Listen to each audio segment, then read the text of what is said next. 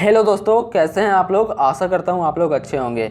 दोस्तों आज के इस वीडियो में हम लोग क्लास 8 साइंस का इंपॉर्टेंट क्वेश्चन को देखेंगे फ्रेंड्स, जो आपके 12 अप्रैल के एग्जाम के लिए अत्यंत महत्वपूर्ण होने वाला है। सॉरी दोस्तों, 13 अप्रैल के एग्जाम के लिए काफ़ी महत्वपूर्ण होने वाला है। ठीक है दोस्तों, यहाँ से आप लोगों के एग्जाम में सारे प्रश्न पूछे जाएंगे, तो वीडियो को बिल्कुल भी स्किप मत कीजिएगा, वीडियो को पूरा अंत तक देखिएगा ताकि दोस्तों आप लोगों का एक भी प्रश्न छूट ना सके। ठीक है दोस्तों, ये आपका 2022 का क्वेश्चन पेपर है। ठीक है, जो 2022 में क्लास 8 का जो एग्जाम हुआ है दोस्तों, ये उसका क्वेश्चन पेपर है। ठीक है, ये आपका साइंस का क्वेश्चन पेपर है। ठीक है, तो यहाँ से दोस्तों आपके एग्जाम में सारे प्रश्न पूछे जाएंगे। ठीक है, तो चलिए वीडियो को स्टार्ट करते हैं। देखिए दोस्तों, 51 नंबर क्वेश्चन आपका बल का। ठीक है, बल केवल परिणाम होता है, केवल दिशा होता है, परिमाण और दिशा दोनों होता है, इनमें से कोई नहीं।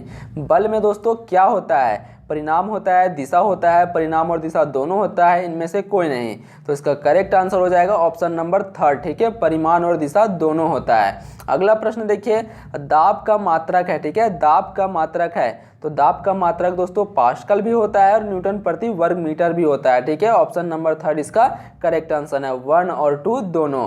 अगला प्रश्न देखिए, आवर्ती का मात्रक है। ठीक है, आवर्ती का मात्रक है metre second hertz metre second, तो इसका सही आंसर हो जाएगा हर्ट्ज। ठीक है, ऑप्शन नंबर 3 इसका करेक्ट है। अगला प्रश्न देखिए, ध्वनि संचारित होती है। ठीक है, जो ध्वनि है दोस्तों वह किसमें संचारित होती है, केवल ठोस में, केवल द्रव में, केवल वायु या गैस में, ठोस द्रव तथा गैसों में। तो इसका करेक्ट आंसर हो जाएगा ऑप्शन नंबर 4। ठीक है, ठोस द्रव तथा गैस में। ठीक है, ये तीनों में दोस्तों ध्वनि संचारित होता है। ठीक है, लेकिन अगर यहाँ पे पूछे दोस्तों कि ध्वनि जो है वह सबसे अधिक गति से, ठीक है, सबसे अधिक गति से किसमें संचारित होता है, तो सबसे अधिक गति से ठोस में। ठीक है, और सबसे कम गति से गैस में, इसको आपको याद रखना है। अगला प्रश्न देखिए, बल क्या करता है। ठीक है, बल क्या कर सकता है, गति को बढ़ा सकता है, गति को घटा सकता है, वस्तु के आकार को बदल सकता है, इनमें से सभी। तो इसका सही आंसर हो जाएगा दोस्तों ऑप्शन नंबर 4, इनमें से सभी। ठीक है, जो बल है दोस्तों वह गति को भी बढ़ा सकता है, गति को भी घटा सकता है और वस्तु के आकार को भी बदल सकता है। ठीक है, अगला प्रश्न देखिए,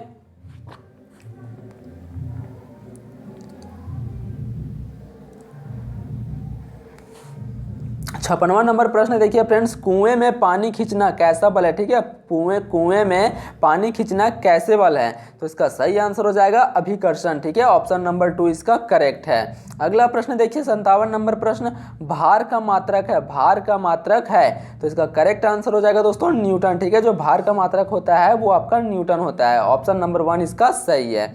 अगला प्रश्न देखिए, 58 नंबर प्रश्न, आपतन कोण प्रावर्तन कोण के, ठीक है, आपतन कोण प्रावर्तन कोण के सदैव बराबर होता है। ठीक है, ऑप्शन नंबर 1 इसका करेक्ट है।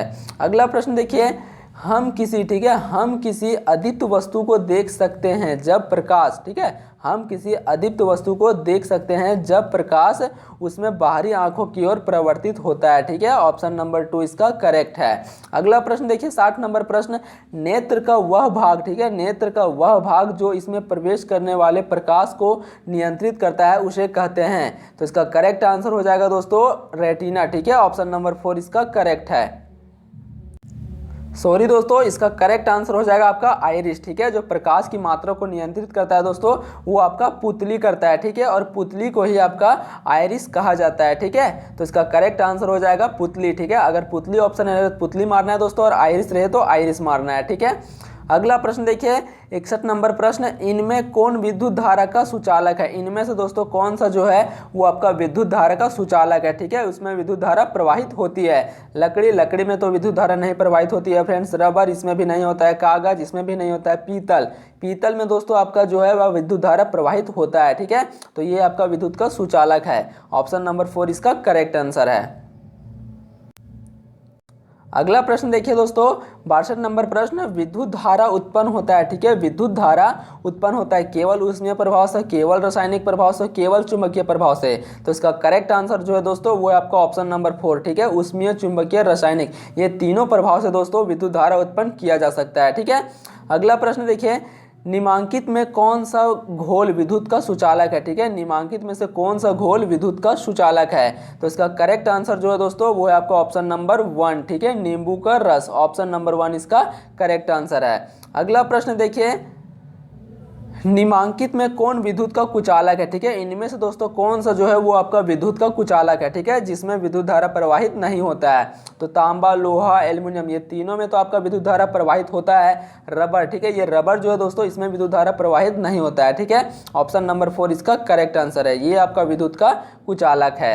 अगला प्रश्न देखिए, वह आधातु, ठीक है, वह आधातु जो विद्युत का कुचालक है। ये दोस्तों काफी इंपॉर्टेंट सवाल है, तो इसका सही आंसर हो जाएगा ग्रेफाइट, ठीक है। जो ग्रेफाइट है दोस्तों ये विद्युत का कुचालक है, ठीक है, और ये आपका आधातु है। अगला प्रश्न देखिए, निम्नलिखित, ठीक है, निम्नलिखित में कौन सी धातु सबसे अधिक अभिक्रियाशील है, ठीक है। इनमें से दोस्तों कौन सा जो धातु है सबसे अधिक अभिक्रियाशील है, ठीक है। तो इसका सही आंसर हो जाएगा सोडियम, ठीक है। जो सोडियम है दोस्तों वह सबसे अधिक अभिक्रियाशील धातु है, ठीक है। और उसके बाद दोस्तों सोडियम के बाद आपका हो गया मैग्नीशियम, ठीक है। सोडियम के बाद मैग्नीशियम, पोटासियम, कैल्शियम, ये सब आपका सब बहुत अधिक अभिक्रियाशील वाली धातु है, ठीक है।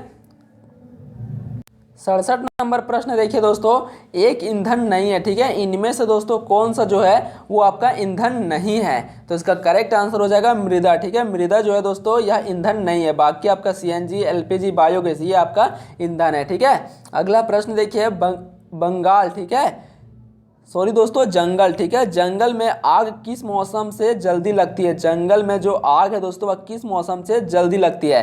तो इसका सही आंसर हो जाएगा ग्रीष्म ऋतु से, ठीक है। ग्रीष्म ऋतु से दोस्तों जो जंगल में आग है वह जल्दी लग जाती है। अगला प्रश्न देखिए, 69वां नंबर प्रश्न, दहन के लिए आवश्यक है, ठीक है, दहन के लिए आवश्यक है। तो इसका सही आंसर हो जाएगा ऑक्सीजन, ठीक है। दहन के लिए दोस्तों आपका ऑक्सीजन अनिवार्य है, ठीक है। ऑप्शन नंबर 2 इसका करेक्ट है। अगला प्रश्न देखिए, 70 नंबर प्रश्न, द्वितीय प्रदूषक है, ठीक है, द्वितीय प्रदूषक है।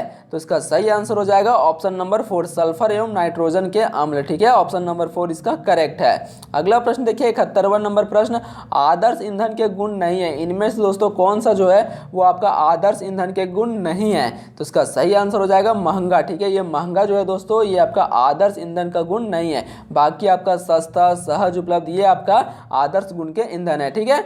अगला प्रश्न देखिए, एरोजोल, ठीक है, एरोजोल किन सूक्ष्म कणों का बादल है। एरोजोल किन सूक्ष्म कणों का बादल है। ठोस कण, तरल कण, 1 और 2 दोनों। तो इसका करेक्ट आंसर हो जाएगा दोस्तों ऑप्शन नंबर 3 1 और 2 दोनों, ठीक है, ठोस कण का और सरल कण दोनों का।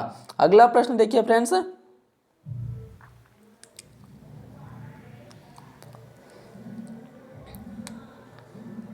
आग, ठीक है, आग उत्पन्न करने के लिए आवश्यक है। आग उत्पन्न करने के लिए आवश्यक है ईंधन, वायु, ऊष्मा, ये तीनों आवश्यक है, ठीक है, आग उत्पन्न करने के लिए। ऑप्शन नंबर 4 इसका सही है, इनमें से सभी। अगला प्रश्न देखिए, मोमबत्ती की ज्वाला, ठीक है, मोमबत्ती की ज्वाला का कौन सा भाग सबसे गर्म होता है। तो इसका करेक्ट आंसर हो जाएगा दोस्तों बाह्य क्षेत्र, ठीक है, जो ऊपर का क्षेत्र होता है दोस्तों वह सबसे अधिक गर्म होता है, ठीक है। ऑप्शन नंबर 1 इसका करेक्ट है। अगला प्रश्न देखिए, कौन सी गैस, ठीक है, कौन सी गैस अत्यंत विषैली है। इनमें से दोस्तों कौन सा जो गैस है वह अत्यंत विषैली है, अत्यंत जहरीली है, ठीक है।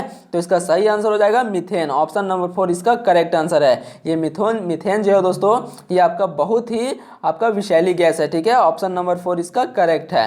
अगला प्रश्न देखिए, 76वां नंबर प्रश्न, कोशिका का नाम किस जीव वैज्ञानिक ने सर्वप्रथम दिया था।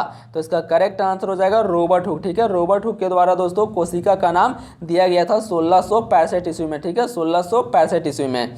अगला प्रश्न देखिए, निम्नलिखित, ठीक है, निम्नलिखित में सबसे छोटी कोशिका है। इनमें से दोस्तों कौन सा जो है वो आपका सबसे छोटी कोशिका है। तो इसका करेक्ट आंसर हो जाएगा माइकोप्लाज्मा, ठीक है। ऑप्शन नंबर 1 इसका करेक्ट आंसर है। जो माइकोप्लाज्मा है दोस्तों वह सबसे छोटी कोशिका है। अगला प्रश्न देखिए,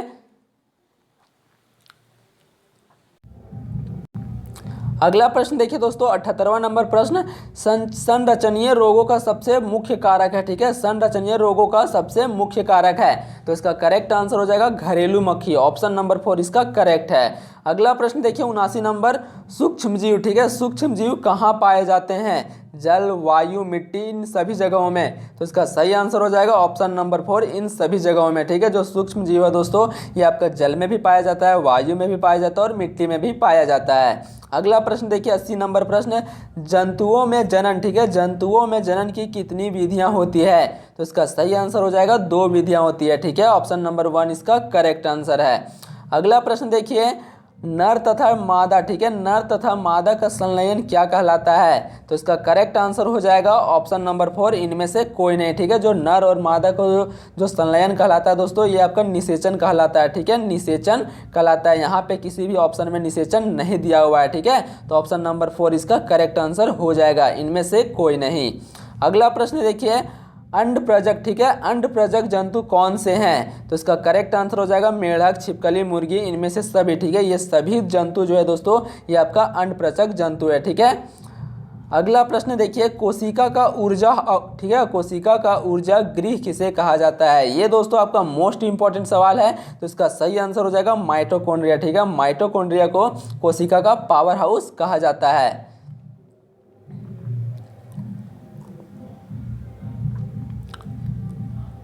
अगला प्रश्न देखिए दोस्तों, डेंगू परजीवी का वाहक है, ठीक है। डेंगू जो है दोस्तों वह कौन से परजीवी का वाहक है? तो इसका करेक्ट आंसर हो जाएगा ऑप्शन नंबर 1, मादा एडिस मच्छर, ठीक है। ऑप्शन नंबर 1 इसका करेक्ट है। अगला प्रश्न देखिए, स्त्रियों में जनन आयु का प्रारंभ उस समय होता है जब उनके ऋतुस्राव प्रारंभ होता है, ठीक है। ऑप्शन नंबर 1 इसका करेक्ट आंसर है। अगला प्रश्न देखिए, मलेरिया रोग का कारण है, ठीक है। मलेरिया रोग का इनमें से दोस्तों कौन सा कारण है? प्रोटोजोआ, विषाणु, जीवाणु, कवक। तो इसका करेक्ट आंसर हो जाएगा प्रोटोजोआ, ठीक है। ऑप्शन नंबर 1 इसका करेक्ट है।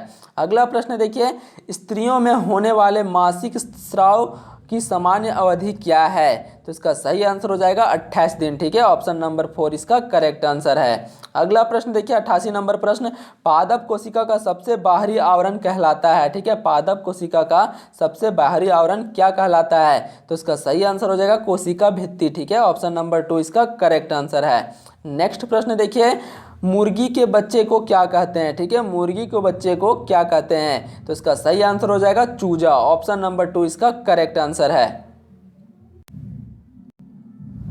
अगला प्रश्न देखिए दोस्तों, शुक्राणु कैसे होते हैं? ठीक है, शुक्राणु कैसे होते हैं? तो इसका करेक्ट आंसर हो जाएगा बहुत सूक्ष्म, ठीक है। जो शुक्राणु होते हैं दोस्तों वह बहुत ही सूक्ष्म होते हैं, बहुत ही छोटे होते हैं। अगला प्रश्न देखिए, निम्न में कौन सा आहार किशोर के लिए सर्वोचित है? ठीक है, निम्न में से कौन सा आहार किशोर के लिए सर्वोचित है? तो इसका सही आंसर हो जाएगा ऑप्शन नंबर 2, ठीक है, रोटी, दाल, सब्जी। ऑप्शन नंबर 2 इसका करेक्ट आंसर है। नेक्स्ट प्रश्न देखिए, एड्स, ठीक है, एड्स जो है किसी संक्रमित व्यक्ति से दूसरे व्यक्ति में किसके जरिए फैल सकता है? तो इसका करेक्ट आंसर हो जाएगा रुधिराधन से, ठीक है। ऑप्शन नंबर 2 इसका करेक्ट आंसर है।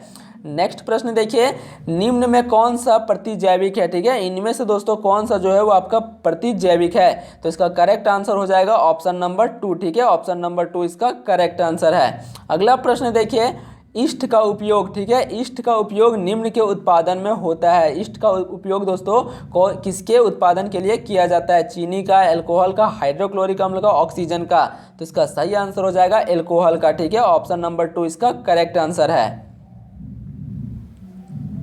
अगला प्रश्न देखिए दोस्तों, आत्महत्या का थैला कहलाता है, ठीक है। ये दोस्तों आपका मोस्ट इंपोर्टेंट सवाल है कि आत्महत्या का थैला क्या कहलाता है? तो इसका सही आंसर हो जाएगा लाइसोसोम। ऑप्शन नंबर 2 इसका करेक्ट आंसर है। अगला प्रश्न देखिए, लड़कियों की अंतःस्रावी, ठीक है, लड़कियों की अंतःस्रावी ग्रंथियों से हार्मोन उत्सर्जित होता है।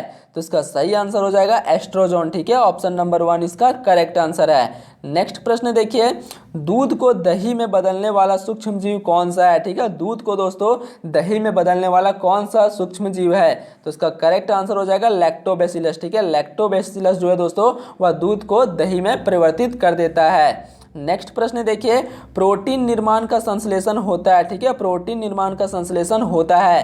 तो इसका सही आंसर हो जाएगा राइबोसोम में। ऑप्शन नंबर 2 इसका करेक्ट आंसर है। अगला प्रश्न देखिए, निम्न में कौन जीवाणु जनित रोग है? ठीक है, निम्न में कौन जीवाणु जनित रोग है? तो इसका सही आंसर हो जाएगा क्षय रोग, ठीक है। ऑप्शन नंबर 3 इसका करेक्ट आंसर है। अगला प्रश्न देखिए, ये आपका लास्ट प्रश्न है दोस्तों, हार्मोन जो है वह क्या है? ठीक है, हार्मोन क्या है? तो इसका करेक्ट आंसर हो जाएगा रासायनिक पदार्थ, ठीक है। जो हार्मोन है दोस्तों वह एक प्रकार का रासायनिक पदार्थ है। दोस्तों ये था आपका 50 क्वेश्चन, ठीक है, ये आपका 50 क्वेश्चन था।